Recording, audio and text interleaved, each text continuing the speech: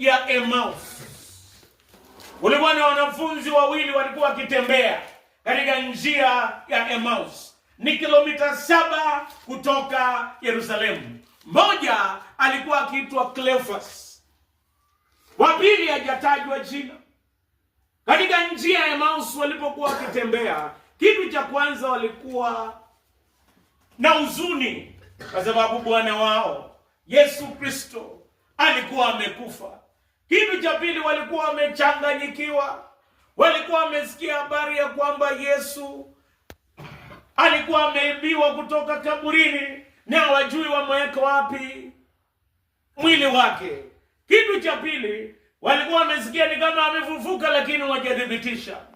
Katika njia ya Emmaus ambaye sisi tunapitia, wakati mwingi tuko na uchungu, wakati mwingi tumevunjika moyo, wakati mwingi tumelemewa na magonjwa, na hata wakati mwingine tunalalamika na kunungunika. Na katika hiyo njia ya Emmaus walikuwa wakiongea habari za watu.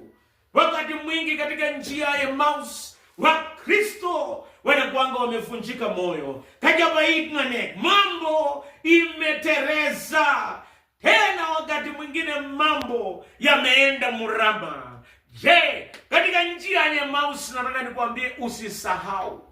Wakati mwingi tunapitia njia ya Emmaus kama mama, ni rahisi kulalamika, ni rahisi kusumbuka, ni rahisi kukosa amani, na hata wakati mwingine kuvunjika moyo. Leo nakwambia kama uko katika hiyo njia ya Emmaus, wakati mwingi si mtu mmoja anatembea, kila mtu anatembeanga kwa wakati wake. Ukiwa katika njia ya Emmaus usisahau mambo fulani. Jambo la kwanza, usisahau ya kwamba Yesu anataka kutembea na wewe.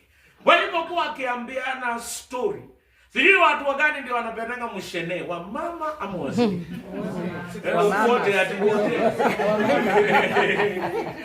Wote siku hizi wote.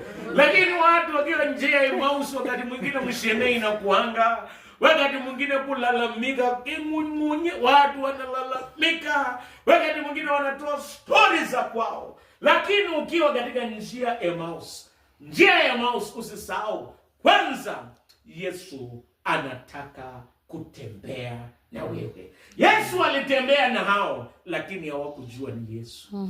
Hata wakati unalalamika, wakati unasumbuka, saa zingine unasahau kuna yule anatembea na wewe. Na jina lake ni nani? Ni Yesu Kristo. Tena nyinyi